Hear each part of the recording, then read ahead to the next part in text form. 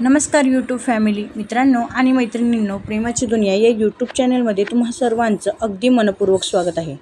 तुम्ही जर आपल्या यूट्यूब चॅनलवर नवीन असाल तर चॅनलला सबस्क्राईब करा. त्याचबरोबर व्हिडिओ आवडल्यास व्हिडिओला शेअर आणि लाईक करायला विसरू नका. चला तर मग वळूया आपल्या आजच्या भागाकडे. कास पठार आणि ठोसेघरच्या सुंदर आठवणी घेऊन पूर्वा आणि रणदीप घरी परतले. घरी पोहोचताच दोन्ही कुटुंबांची लग्नाच्या तयारीसाठी बैठक सुरू झाली. हॉलमध्ये सगळे बसले होते. लग्नाची तारीख निश्चित झाली होती आणि आता प्रत्येकाला लग्नाच्या तयारीची उत्सुकता लागली होती. सुमन म्हणाल्या, आपण लग्नात महाराष्ट्रीयन आणि पंजाबी दोन्ही परंपरा ठेवूया. रणदीपच्या आईने लगेच होकार दिला. हो, लग्न दोन्ही कुटुंबाचं आहे, त्यामुळे दोन्ही संस्कृतीचा सुंदर मिलाफ झाला पाहिजे, त्या म्हणाल्या. पूर्वाच्या चेहऱ्यावर आनंद उमटला.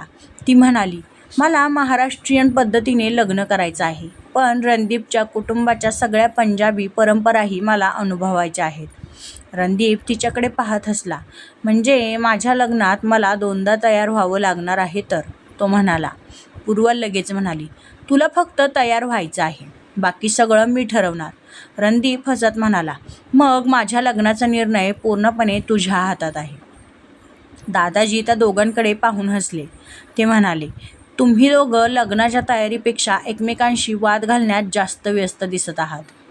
त्यांचं बोलणं ऐकून सगळेच हसू लागले.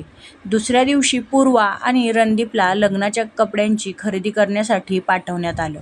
दुकानात पोहोचताच पूर्वा वेगवेगळे पोशाख पाहू लागली. रणदीप मात्र तिच्याकडेच पाहत होता. पूर्वाने ते पाहून विचारलं, तू कपडे बघणार आहेस की फक्त माझ्याकडे? रणदीप म्हणाला, तू कपडे निवडत असताना तुला पाहणं जास्त महत्त्वाचं आहे. पूर्वा हसत म्हणाली, मग तुझ्यासाठी कपडे मीच निवडणार. रणदीप लगेच म्हणाला, मला आधीच भीती वाटायला लागली आहे. पूर्वाने त्याच्यासाठी एक सुंदर पारंपरिक पोशाख निवडला. रणदीपने तो पाहून विचारलं, हा? पूर्वा म्हणाली, हो, लग्नाच्या दिवशी तू हाच घालणार. रणदीपने तो हातात घेतला. आणि जर मला हा आवडला नसेल तर, त्याने प्रश्न केला. पूर्वा त्याच्याकडे पाहत म्हणाली, तरीही तुला तोच घालावा लागेल. रणदीप हसला.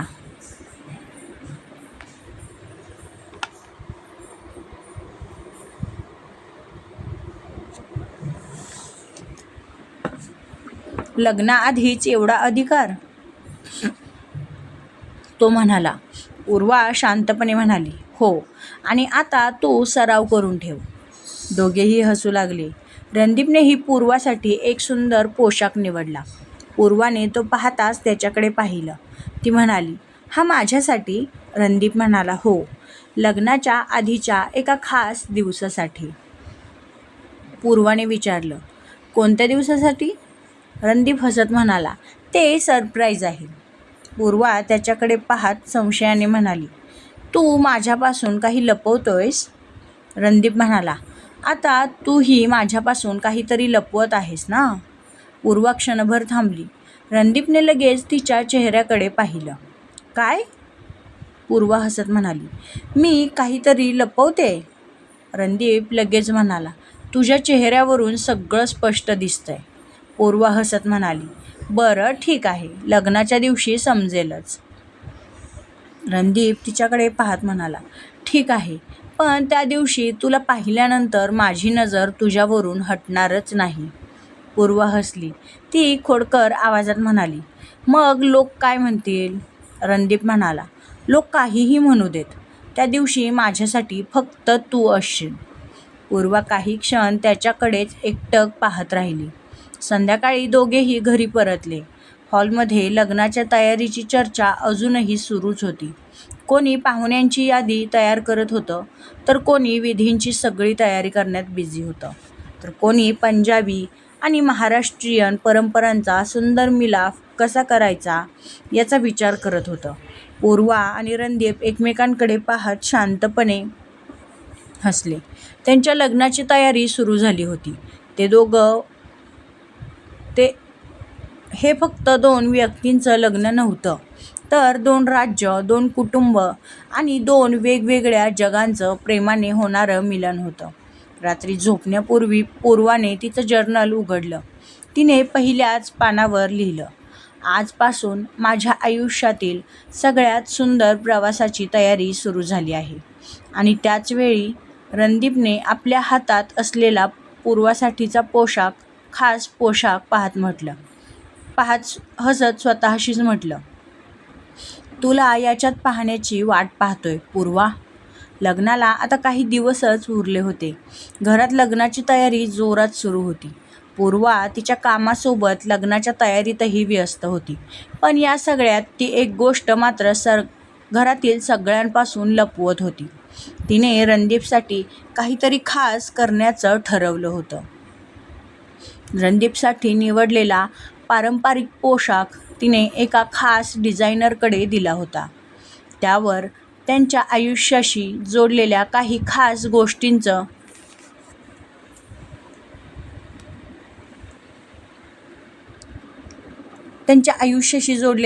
गोष्टींचं सुंदर नक्षीकाम करून घेण्यात येत होतं. पूर्वाला ते गुपित रणदीपला कळू द्यायचं नव्हतं. पण रणदीपला तिच्या प्रत्येक वागण्यातला बदल जाणवत होता. एक दिवस तो तिच्या मागे येत म्हणाला, पूर्वा.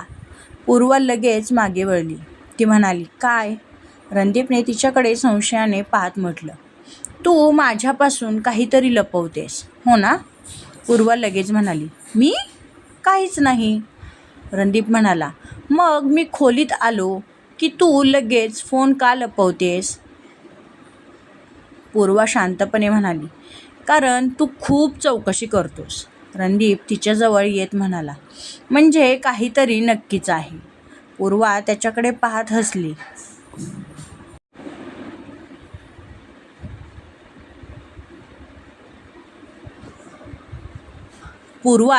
पाहत हसली.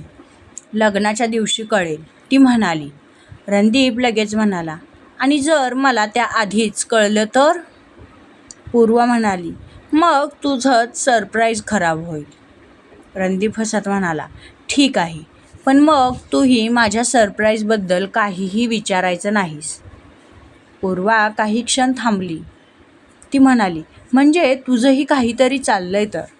रणदीप तिच्याकडे पाहत हसला. आता कळलं? तो म्हणाला. पूर्वाने डोळे बारीक करत विचारलं, काय आहे? रणदीप म्हणाला, मी सांगितलं तर सरप्राईज कसं राहील? पूर्वा त्याच्याकडे पाहत म्हणाली, तू मला चिडवतोयस का? रणदीप हसत म्हणाला, तुला चिडवणं ही माझ्या आयुष्यातील सर्वात आवडती गोष्ट आहे. पूर्वाने त्याच्यावर उशी फेकली. रणदीप हसत ती उशी पकडतो. दोघांच्याही नजरा एकमेकांना भिडतात. क्षणभर वातावरण शांत होतं. रणदीप हळू आवाजात म्हणाला, पण खरंच सांगतो, तुझ्यासाठी मी जे काही करतोय ना, ते तुला मनापासून आवडावं अशी माझी इच्छा आहे. पूर्वाचा चेहरा मऊ झाला. ती म्हणाली, तू माझ्यासाठी काहीही केलंस तरीही मला ते आवडेलच. रणदीप तिच्याकडे पाहत राहिला. तो म्हणाला, असं बोलू नकोस, नाहीतर मग माझ्यावर आणखी जबाबदारी येते. पूर्वा हसत म्हणाली, तू आधीच माझ्या आयुष्याची जबाबदारी घेतली आहेस. रणदीप शांत झाला. पूर्वानेही ते लक्षात घेतलं. दोघांच्या नजरेत प्रेम होतं. दुसऱ्या दिवशी पूर्वा आणि रणदीप पुन्हा लग्नाच्या खरेदीसाठी बाहेर पडले. पूर्वाने रणदीपसाठी एक खास पंजाबी पोशाख निवडला. रणदीपने तो हातात घेतला. हा इतका खास का? तो म्हणाला. पूर्वाने हसत उत्तर दिलं, कारण तू हा घातलास की मला तुझ्याकडेच पाहत राहावंसं वाटेल. रणदीप तिच्याकडे पाहत म्हटला, मग लग्नाच्या दिवशी तू माझ्याकडेच पाहत राहा. पूर्वा म्हणाली, सगळ्यांसमोर? रणदीप हसत म्हणाला, हो, माझी नजर तर तुझ्यावरून हटणारच नाही. पूर्वा लाजत दुसरीकडे पाहू लागली. रणदीप तिच्या जवळ येत म्हणाला, तू लाजतेस तेव्हा खूप सुंदर दिसतेस. पूर्वा लगेच म्हणाली, तू माझी चेष्टा करू नकोस. रणदीप म्हणाला, मी तुझी चेष्टा करत नाही, मी खरं बोलतोय. तू माझ्यासाठी खरंच खूप सुंदर आहेस. पूर्वा काही क्षण शांत राहिली. मग ती हसत म्हणाली, तुझं हे बोलणं लग्नानंतरही असंच राहणार आहे ना? रणदीप म्हणाला, लग्नानंतर तर मी आणखीच प्रेमाने लग्नानंतर तर मी आणखी लग्नानंतर तर आणखीच वाढेल. पूर्वाने त्याच्याकडे पाहत हसून मान हलवली. संध्याकाळी दोघेही घरी परतले. पूर्वा आपल्या खोलीत आली. तिने लपवून ठेवलेलं रणदीपसाठीचं गिफ्ट बाहेर काढलं. तिने ते पाहिलं आणि तिच्या चेहऱ्यावर प्रेमळ हसू उमटलं. हे तुला आवडेल ना? ती स्वतःशीच म्हटली. दुसरीकडे रणदीपही आपल्या खोलीत एक छोटासा बॉक्स हातात घेऊन बसला होता. त्याने तो उघडला. आत पूर्वासाठीची खास भेट होती. रणदीपही स्वतःशीच हसत म्हणाला, लग्नाच्या दिवशी तुला हे देताना मला तुझ्या चेहऱ्यावरचं हसू पाहायचं आहे. दोघेही वेगवेगळ्या ठिकाणी होते, पण दोघांच्याही मनात एकच विचार होता, आपल्या आयुष्यातील सर्वात खास दिवस एकमेकांसाठी आणखी सुंदर कसा बनवायचा. आणि त्यांच्या या छोट्या छोट्या सरप्राईजमध्येच त्यांचं प्रेम दिवसेंदिवस आणखी गहिरं होत होतं. लग्नाला आता फक्त काही दिवस उरले होते. सकाळपासूनच पवारांच्या घरात उत्साहाचं वातावरण होतं. घर फुलांनी सजवलेलं होतं. अंगणात सुंदर रांगोळी काढली होती. आजपासून पूर्वा आणि रणदीपच्या लग्नाचे कार्यक्रम सुरू होणार होते. पहिला कार्यक्रम होता हळद. पूर्वा खोलीत तयार होत होती. तिने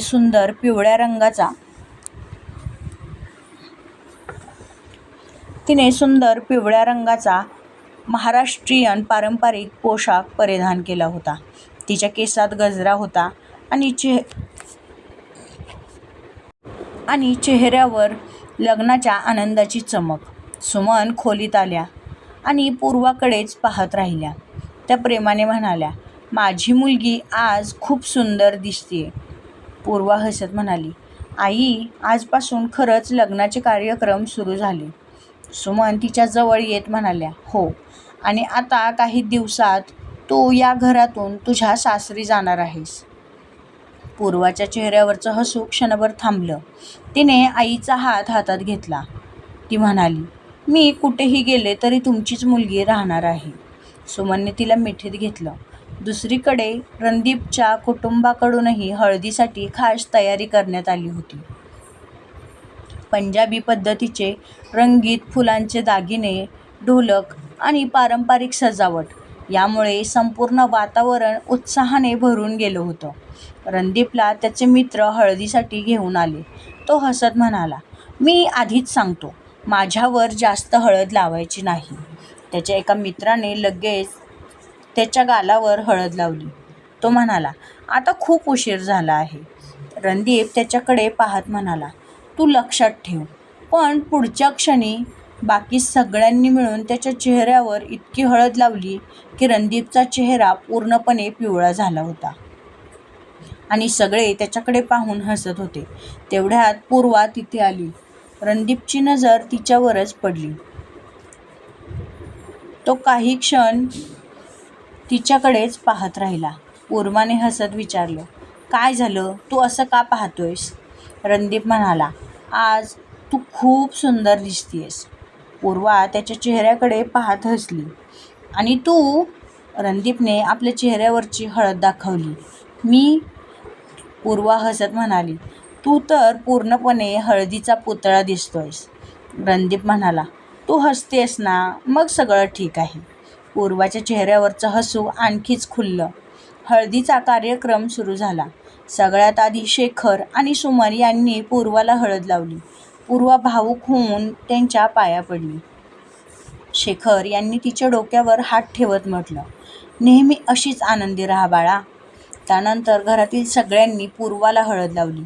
पूर्वाच्या चेहऱ्यावर हळदीसोबतच आनंदाची चमक होती. दुसरीकडे रणदीपचीही हळद सुरू झाली. त्याच्या कुटुंबातील प्रत्येक जण त्याला हळद लावत होता.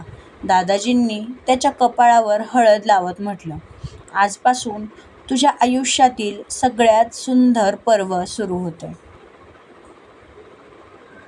रणदीप हसत म्हणाला, दादाजी, ते पर्व आधीच सुरू झाले. दादाजींनी त्याच्या चेहऱ्याकडे पाहिलं. रणदीपची नजर समोर उभ्या असलेल्या पूर्वावर होती. दादाजी हसले. कार्यक्रम संपल्यानंतर पूर्वा एका बाजूला उभी होती. रणदीप तिच्या जवळ आला. पूर्वाने लगेच त्याच्याकडे पाहत म्हटलं, माझ्यापासून लांब राहा. रणदीप थांबला. त्याने विचारलं, का? पूर्वा म्हणाली, तुझ्या चेहऱ्यावरची अर्धी हळद माझ्या कपड्यांवर आली तर? रणदीप हसत म्हणाला, मग तुझ्यावर माझ्या प्रेमाचा रंग लागला असं समज. पूर्वा त्याच्याकडे पाहत हसली. रणदीप हलकेच तिच्या जवळ झुकला. त्याने स्वतःचा गाल पूर्वाच्या गालावर घासला. त्याचा स्पर्श होताच पूर्वा आश्चर्याने त्याच्याकडे पाहत राहिली. ती म्हणाली, रणदीप हे काय करतोय? तो हसत म्हणाला, आता तूही माझ्यासारखीच दिसतेस. पूर्वाने त्याच्या गालावर हळद लावली. ती म्हणाली, आता आपण दोघेही सारखेच दिसतोय. रणदीप तिच्याकडे पाहत म्हणाला, नाही, तू अजूनही माझ्यापेक्षा जरा जास्तच सुंदर दिसतेस. पूर्वा हसत म्हणाली, तुझं हे बोलणं कधी थांबणार आहे? रणदीप तिच्या डोळ्यात पाहत म्हणाला, तू माझी पत्नी होईपर्यंत तर अजिबात नाही. पूर्वा हलकसं हसली. ती म्हणाली, आणि त्यानंतर? रणदीप तिच्या जवळ येत म्हणाला, त्यानंतर तर अजिबातच नाही. दोघांच्या नजरा एकमेकात गुंतल्या. आज त्यांच्या लग्नाच्या कार्यक्रमांची सुरुवात झाली होती. हळदीच्या त्या रंगात त्यांच्या नात्यातील प्रेम आणखीच खुलून आलं होतं. आता पुढचा प्रत्येक दिवस त्यांना त्यांच्या लग्नाच्या आणखी जवळ घेऊन जाणारा होता. हळदीच्या कार्यक्रमानंतर दुसऱ्या दिवशी सकाळपासूनच पुन्हा एकदा घरात लगबग सुरू झाली होती. आज पूर्वाच्या हातावर मेहंदी काढली जाणार होती. अंगणात फुलांनी सजवलेली एक सुंदर जागा तयार केली गेली होती. पूर्वा तिथे येऊन बसली. मेहंदी कलाकारांनी तिच्या हातावर सुंदर नक्षी काढायला सुरुवात केली. पूर्वा शांतपणे आपल्या दोन्ही हातांकडे पाहत होती. तिच्या हातावरच्या नक्षीत एका बाजूला महाराष्ट्रीयन पारंपरिक आकृती होती, तर दुसऱ्या बाजूला पंजाबी पद्धतीची सुंदर नक्षी. दोन संस्कृती एका नात्यात गुंफल्या जात होत्या. तेवढ्यात रणदीप तिथे आला. पूर्वाने त्याच्याकडे पाहत लगेच हात लपवला. रणदीपने विचारलं, हात का लपवतेस? पूर्वा म्हणाली, मेहंदी पूर्ण होईपर्यंत ती तुला दाखवायची नाही म्हणून. रणदीप तिच्यासमोर बसत म्हणाला, मग मी शोधून काढतो. पूर्वा हसत म्हणाली, काय? रणदीप म्हणाला, माझं नाव. पूर्वा त्याच्याकडे पाहत म्हणाली, तुला असं वाटतंय की मी तुझं नाव लिहिलं असेल? रणदीप हसत म्हणाला, असणारच, मला खात्री आहे. पूर्वा लगेच म्हणाली, तुला खूपच आत्मविश्वास आहे. रणदीप तिच्याकडे पाहत म्हणाला, तुझ्या मनात माझं नाव आहे, मग हातावर का नसेल? पूर्वा त्याच्याकडे एक क्षण पाहत राहिली. मेहंदी कलाकार हसत म्हणाली, नाव आहे. रणदीपच्या चेहऱ्यावर लगेच हास्य उमटलं. तो म्हणाला, मला माहीत होतं. पूर्वा म्हणाली, आता जास्त खुश होऊ नकोस.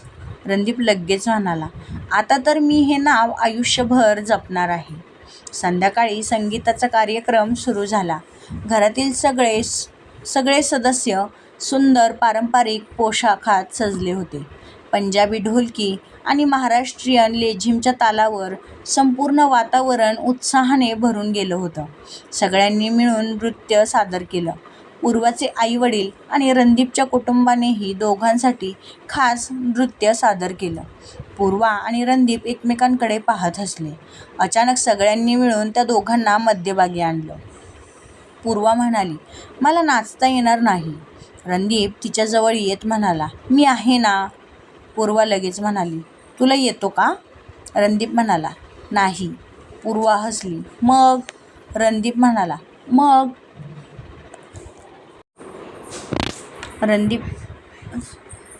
पूर्वा हसली. मग?